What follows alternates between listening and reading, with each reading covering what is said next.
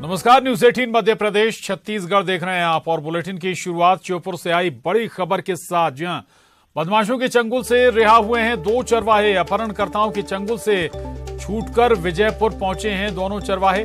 रिहा हुए चरवाहों के नाम गुड्डा बघेल और भरतू बघेल बताया जा रहा है। चरवाहों को बदमाशों से छुड़वाने राजस्थान के जंगलों को पुलिस अभी भी खाक छान रही है।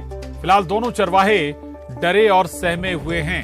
तो ये बड़ी खबर इस वक्त की। 3 चरवाहे दरअसल जो अपहरणकर्ताओं के चंगुल में थे, इनमें से 2 चरवाहे छूटकर अपने गांव लौट आए हैं।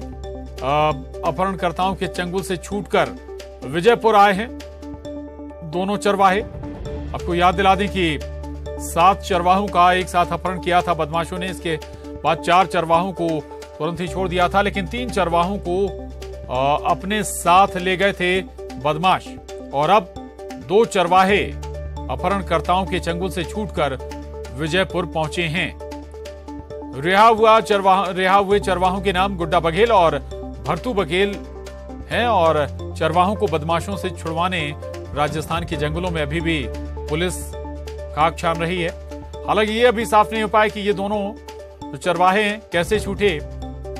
इन्हें छोड़ने की एवज में गांव वालों ने कोई फिरौती दी क्या, या फिर पुलिस की कोशिश के बाद, या फिर खुद बदमाशों ने इन दोनों चरवाहों को छोड़ दिया। न्यूज 18 संवाददाता श्योपुर से दीपक दंडोतिया हमारे साथ जुड़े हैं और जानकारी के साथ। दीपक, क्या जानकारी मिली है, क्या बताया जा रहा है, कैसे छूटे हैं ये दोनों चरवाहे? बिल्कुल प्रशांत, तीनों जो चरवाहे हैं वो अपहरण से मुक्त हुए हैं और उनके द्वारा यही बताया गया है कि वो भाग करके आए हैं। फिरौती की बात को लेकर के वो चुप्पी साधे हुए हैं। उनके द्वारा नहीं बताया जा रहा है। बार बार उनसे पूछा गया कि फिरौती के बारे में जब भी जिक्र करते हैं तो वो डर करके बात करने से इनकार कर देते हैं। तो लगातार कहीं ना कहीं बात फिरौती की तो सामने आ ही रही है कि कहीं फिरौती देकर के चुपचाप में छूटे हैं, क्योंकि अगर पुलिस इनको छुड़ाती तो पुलिस इन्हें अपने साथ में लेकर के आती और बकायदा। एक बार और साफ करिएगा दीपक, 2 चरवाहे छूट कर आए हैं या फिर तीनों चरवाहे आ गए वापस? जी बिल्कुल प्रशांत, तीनों चरवाहे छूट करके आ गए हैं। रामस्वरूप यादव भी छूट गए हैं, गुड्डा बघेल और भरतू बघेल भी छूट गए हैं और तीनों विजयपुर में हैं। पुलिस अब इनसे पूछताछ कर रही है। सबसे खास बात है, न्यूज 18 ने सबसे पहले इनसे बात की है। पुलिस से भी पहले न्यूज 18 से मुक्त हुए चरवाहों ने बात की है। उन्होंने यही बताया है कि वो भाग करके आए। उन्हें कुनों के जंगल में बदमाशों के द्वारा रखा गया था, लगातार उनको मारा पीटा गया था और फिरौती की मांग तो लगातार 15 लाख की उनके द्वारा की जा रही थी। अब पुलिस लगातार राजस्थान में घेराबंदी कर रही है। राजस्थान और एमपी की पुलिस लगातार जंगलों की खाक छान रही है। राजस्थान में कई जगह से इनके सुराग भी मिले थे और जो कसेड़ की गुफा है उनके पास इनका खाना और दूसरा सामान भी बदमाशों का मिला था, लेकिन पुलिस को कोई कामयाबी वहां पर नहीं मिली थी। ना तो बदमाश पुलिस की हाथ आए थे और ना ही अपराधों को मुक्त कराया जा सका था।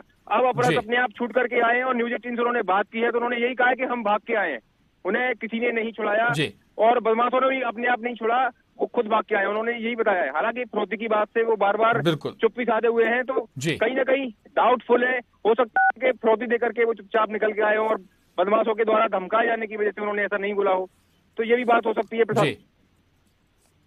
बिल्कुल बिल्कुल महत्वपूर्ण बात आप कर रहे हैं। और एक अपडेट भी अपने दर्शकों को बता दें कि 2 नहीं बल्कि 3 चरवाहे छूटे हैं। तीनों चरवाहे छूट आए हैं। जो तीनों चंगुल में थे बदमाशों के, वो तीनों छूट कर आए। हालांकि वो कह रहे हैं, दावा कर रहे हैं कि वो भाग कर आए हैं।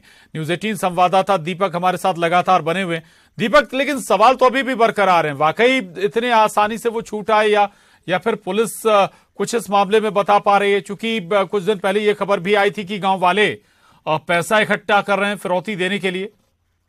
बिल्कुल, बदमाशों के द्वारा 15 लाख की फिरौती फोन करके मांगी गई थी और उसके बाद से लगातार ग्रामीणों ने कर्जा लेकर के चंदा इकट्ठा कर करके फिरौती की रकम जुटा ली थी और पिछले 4 दिनों से वो फिरौती देने के लिए तैयार बैठे थे कि कहीं से भी बदमाशों के द्वारा कोई सूचना आ जाए, कोई व्यक्ति आ जाए तो फिरौती देकर के अपने लोगों को छुड़ा जाए। क्योंकि ग्रामीण बार बार कह रहे थे कि उन्हें अपने लोगों की जान की परवाह है, वो प्रशासन और पुलिस पर ज्यादा भरोसा नहीं करेंगे, तो वो इसीलिए ग्रामीण बार बार फिरौती पर ज्यादा भरोसा कर रहे थे और फिरौती हो सकता है उन्होंने चोरी छुपे फिरौती दे दी हो और इसी वजह से लोगों को छोड़ दिया गया हो।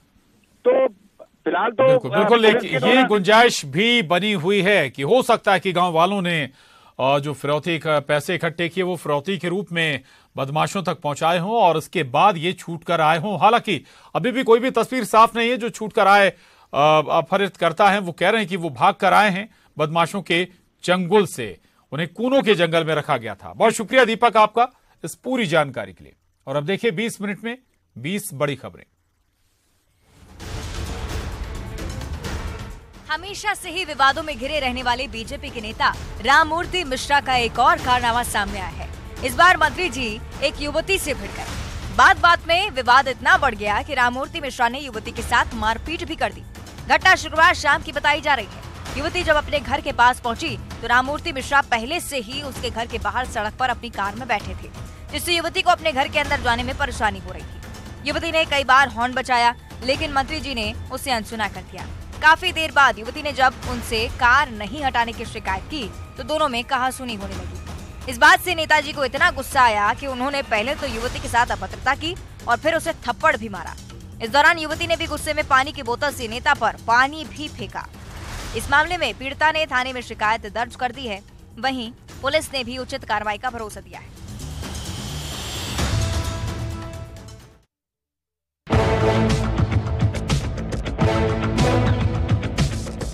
ये तस्वीर रीवा के सिविल लाइन थाना इलाके की है, जहां के ढेकहा तिराहे पर देर रात लोगों की भीड़ जुटी है। ये भीड़ मंदिर के पास बुलडोजर देखने के बाद जमा हुई। लोगों को ये शक हुआ मंदिर को शायद वहां से हटाया जा रहा है। बस इसके बाद लोगों का गुस्सा फूट पड़ा। लोगों ने मौके पर नारेबाजी की। इसी बीच किसी ने पुलिस को पूरे मामले की जानकारी दी। हालात की जानकारी मिलते ही मौके पर पुलिस की टीम पहुंची तो पता चला कि मंदिर के पुजारी जी ही मंदिर का रिनोवेशन करवा रहे हैं। इसके लिए जेसीबी को बुलाया गया। मंदिर के कुछ हिस्सों को हटाया जा रहा है। इस बात की जानकारी मिलने के बाद मामला शांत हुआ।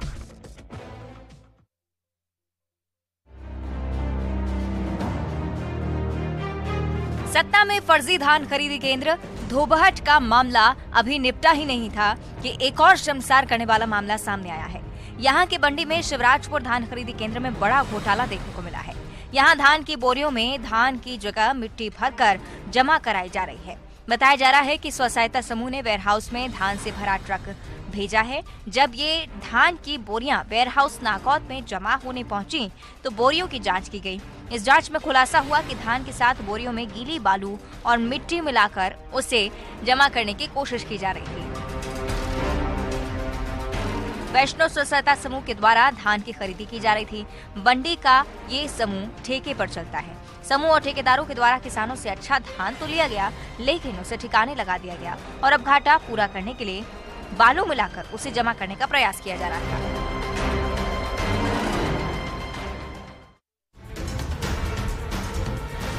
खरगोन की बड़वा में देर रात हाई वोल्टेज ड्रामा देखने को मिला।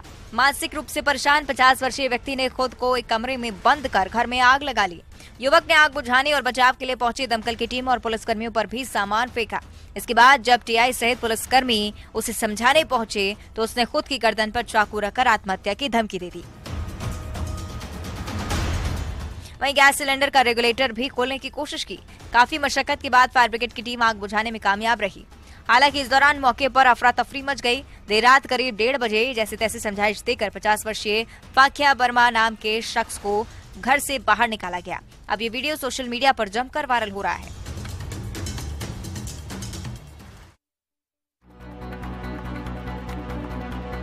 धार के इंदौर अहमदाबाद 4 लेन के मागौद गांव में एक टैंकर अचानक अनियंत्रित होकर पलट गया। टैंकर के अंदर मूंगफली का तेल भरा हुआ था। टैंकर पलटने के बाद मूंगफली का तेल जमीन पर गिरने लगा। जैसे ही इसकी खबर आसपास के लोगों को लगी, मौके पर लोगों की भीड़ जमा हो गई। कोई कैन तो कोई बाल्टी और अन्य बर्तन लेकर तेल लूटने के लिए पहुंच गया। जिसे जो बर्तन मिला उसमें ही तेल भरकर अपने घर ले गया। तेल लूटने का ये सिलसिला करीब आधे घंटे तक चला। सूचना मिलते ही अमझेरा पुलिस मौके पर पहुंची, तब जाकर लोग वहां से हटे। बताया जा रहा है कि टैंकर राजगढ़ से होते हुए इंदौर जा रहा था।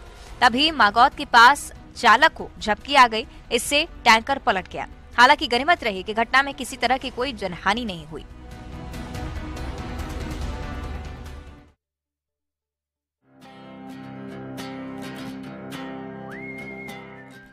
चौका चूल्हा करने वाली महिलाएं जब चौका चूल्हा छोड़कर साड़ी का पल्लू बांधकर मैदान पर उतरेंगी तो सोचिए कि नजारा कैसा होगा।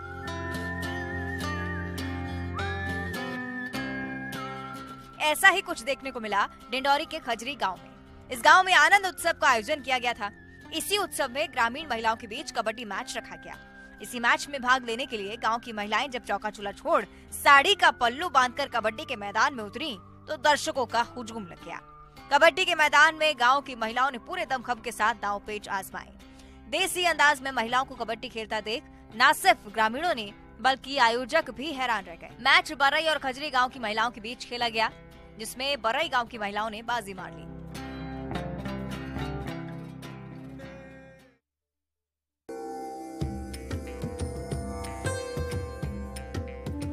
तस्वीर में दिख रहा यह कछुआ कोई आम कछुआ नहीं है, बल्कि एक चमत्कारी है। इसे देखने के लिए लोगों की भीड़ जुट रही है। मामला बालोद के टेकापारा गांव का है। यहाँ एक 4 साल के कछुए की पीठ पर अचानक से बालाजी की तस्वीर उभरने लगी। जैसे ही घर वालों ने उस तस्वीर को देखी तो उसे भगवान का चमत्कार मानने लगे। घर वाले इस बालाजी की प्रतिमा स्वरूप मानकर पूजा अर्चना कर रहे हैं। टेकापारा गांव के रहने वाले हुमन साहू ने अपने घर में 4 साल से उस कछुए को पाल कर रखा है। हुमन साहू की माने तो इस साल एकादशी के दिन अचानक उसके कुबड़ पे बालाजी का स्वरूप दिखाई दिया। जैसे ही इस बात की जानकारी आसपास के लोगों को मिली तो धीरे धीरे आग की तरह ये पूरे क्षेत्र में फैल गई। लोग बालाजी के दर्शन करने के लिए उनके घर तक पहुंचने लगे।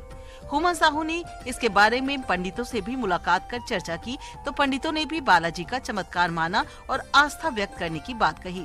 इसके बाद हुमन साहू ने 5 दिवसीय बालाजी यात्रा निकालने की योजना बनाई और अपने गांव से शुरुआत कर गुंडरदेही विधानसभा क्षेत्र के विभिन्न गाँवों में झांकी के माध्यम से बालाजी की यात्रा निकाली, जहाँ बड़ी संख्या में लोग इस यात्रा में शामिल हुए।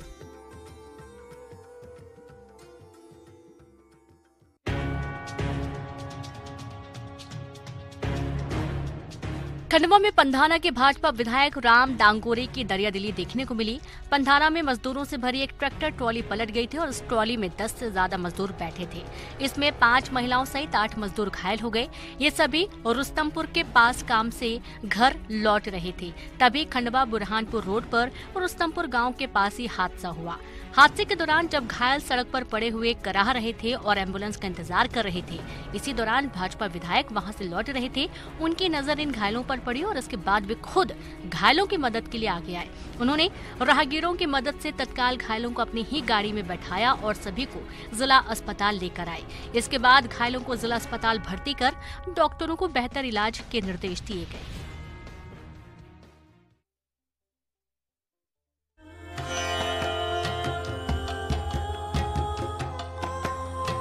बलरामपुर के विजयनगर बाकी नदी के तट पर कराह पूजा का आयोजन किया गया।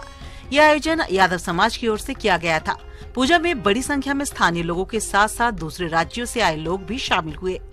इस दौरान समाज के प्रमुखों ने विधि विधान से पूजा अर्चना की। यहाँ आस्था और विश्वास का अद्भुत संगम देखने को मिला।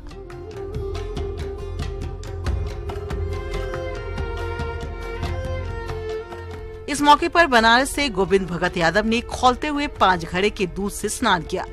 इस दौरान गोविंद यादव जय श्री कृष्ण और महामाया माँ का जयकारा लगाते रहे। इसके बाद उनका फूलों की माला से सम्मान भी किया गया।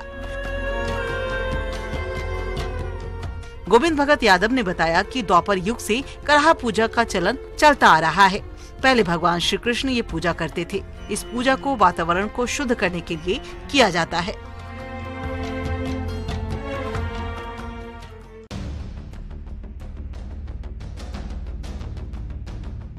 शासन के वादे और ग्रामीणों को उम्मीद को पूरा करने की जिम्मेदारी जिला प्रशासन और जन प्रतिनिधि की होती है। इसी को पूरा करने के लिए जिला प्रशासन और जन प्रतिनिधियों ने कोकोरी में बन पबे मक्का प्रोसेसिंग प्लांट में श्रमदान किया। इसमें जिला कलेक्टर भी शामिल थे। कलेक्टर दीपक सोनी ने खुद से सीमेंट से मसाला तैयार किया। इसके बाद अपने सहयोगियों और अधिकारियों के साथ साथ बढ़ाना की तर्ज पर काम करते हुए श्रमदान किया।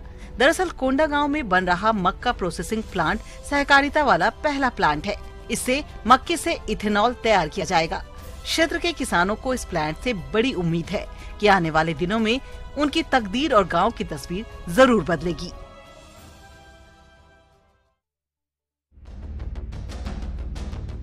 छत्तीसगढ़ के कोरिया के कलेक्टर विनय कुमार लंगे ने बिल्कुल ही अलग मिसाल पेश की है।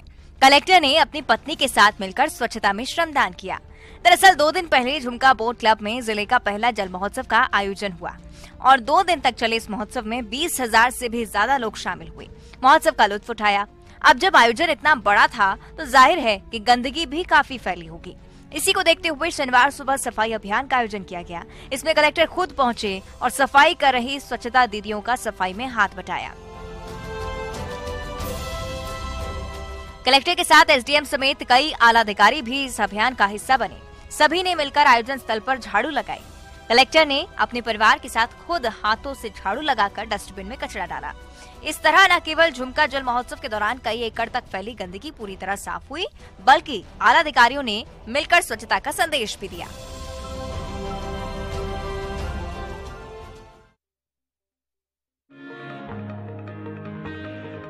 शहर को स्वच्छ और सुंदर बनाने के लिए नर्मदापुरम में जिला प्रशासन की ओर से स्वच्छता अभियान की शुरुआत की गई और सबसे पहले इस अभियान का हिस्सा खुद जिला कलेक्टर नीरज कुमार सिंह बने। नीरज कुमार ने फेफड़ताल पहुंचकर स्वच्छता अभियान की शुरुआत की। इस दौरान उन्होंने फावड़ा और तगाड़ी उठाकर जमकर सफाई की। उनके साथ सपा कामला और स्थानीय लोग भी सफाई करते नजर आए। दरअसल यहाँ पिछले काफी सालों से जाम पड़े एक नाले में कचरा, कूड़ा और गंदगी का अंबार लगा हुआ था।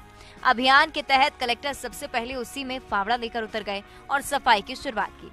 उन्हें देखकर और भी लोग प्रभावित हुए और वे भी सफाई करने जुट गए, जिसके बाद देखते ही देखते जाम पड़ा नाला साफ हो गया। इस दौरान कलेक्टर ने नगरवासियों से स्वच्छता अभियान में जुड़ने के लिए भी आग्रह किया।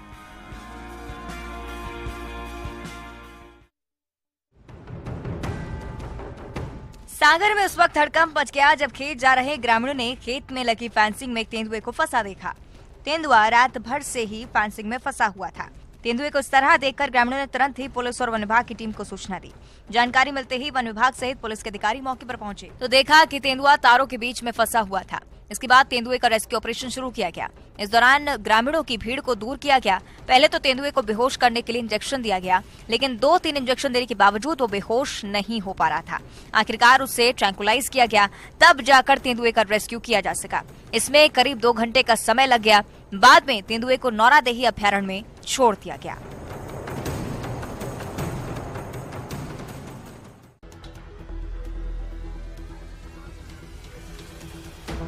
कवर्धा में न्यूज 18 की खबर का बड़ा असर देखने को मिला। जिले के पंडरिया विधानसभा क्षेत्र के दामापुर गांव के हाफ नदी में बना रपटा जोखिम भरा हो रहा है। इसी रास्ते से बच्चे स्कूल आना जाना करते हैं। बारिश में बच्चों की परेशानी और भी बढ़ जाती है। रास्ता इतना जोखिम भरा हो जाता है कि कभी भी कोई हादसा हो सकता है। वहीं इस रास्ते से 6-7 गांवों के लोग भी आते जाते हैं। इस पूरी खबर को न्यूज 18 ने प्रमुखता से दिखाया था, जिसके बाद जिला प्रशासन हरकत में आया। कलेक्टर जनमेजय महोबे ने एसडीएम पंडरिया को निर्देश दिया कि एसडीएम खुद मौके पर जाकर जांच पड़ताल करें। रास्ता जोखिम भरा होने का कारण प्रशासन ने रास्ते से आवागमन को तत्काल प्रभाव से बंद करवा दिया। वहीं पुलिस की भी ड्यूटी लगाई गई है ताकि कोई हादसा न हो। साथ ही हाफ नदी में बने रपटे की मरम्मत की दिशा में कार्य योजना बनाने को लेकर दिशा निर्देश दिया गया। हमने कार्यक्रम शुरू किया जो बीच में बंद हो गया था, इस साल फिर शुरू कर रहा हूं मैं। दूसरे गांव पढ़ने जाए तो साइकिल, भांजों को भी साइकिल, भांजियों को भी साइकिल, इसलिए बाकी अलग अलग व्यवस्थाएं, उनके बारे में मैं बहुत विस्तार में नहीं जाऊंगा। लेकिन आगे जो मेरी कल्पना है वो ये है कि हर गांव में आप बड़ा स्कूल नहीं खोल सकते क्योंकि टीचर्स की उपलब्धता नहीं होती। और ये सीएम राइज स्कूल का मतलब 20-25 किलोमीटर के दायरे में एक स्कूल बनेगा और जो 20-25 गांव के लोग हैं, बच्चे मेरे, वो इस स्कूल में पढ़ने आएंगे। कैसे? बसें चलवाऊंगा, बस में बैठेंगे, सवेरे बैठेंगे और शाम को बस घर छोड़ के आएगी। ठीक है कि नहीं बेटे बेटियों? अब सड़कें तो अच्छी बनी गई तो बस चलेगी, क्या दिक्कत है? उससे क्या होगा कि उस स्कूल में बहुत गुणवत्तापूर्ण शिक्षा दे। और एक स्कूल में भविष्य में जाके कोई 1000-2000 बच्चे नहीं पढ़ेंगे। इतनी बड़ी बड़ी बिल्डिंगें बनवाऊंगा कि 5-5 हजार बच्चे एक स्कूल में पढ़ेंगे, 10-10 हजार बच्चे एक स्कूल में पढ़ेंगे। सारी सुविधाओं से लैस स्कूल। और केवल इतना ही नहीं, यहां जरा 12वीं के बच्चे कौन कौन है, हाथ उठाओ, हाथ नीचे करो। अब ये बताओ 12वीं में अगर 75% नंबर लाए तो मामा क्या दिलाएगा? तो कौन कौन लैपटॉप लेंगे, हाथ उठाओ। अब हाथ नीचे कर लो, सभी ले लो, चिंता मत करो, पैसे की कमी नहीं आने दूंगा। इस बार सीहोर जिले में 2500 बच्चों को मिले लगभग। मैं सोचता हूं कि 5-10 हजार सीहोर के ही बच्चे ले जाएं।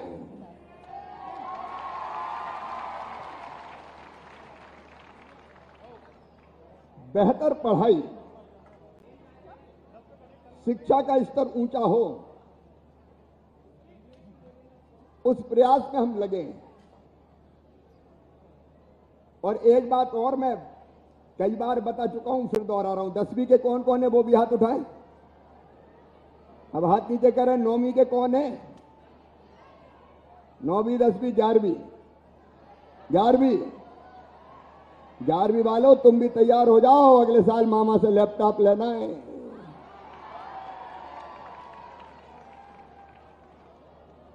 दसवीं में कितने बच्चे होंगे? 10वीं में भी बहुत बच्चे होंगे।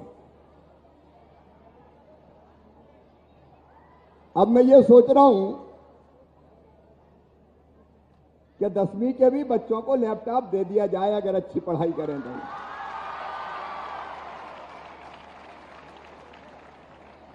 देना चाहिए।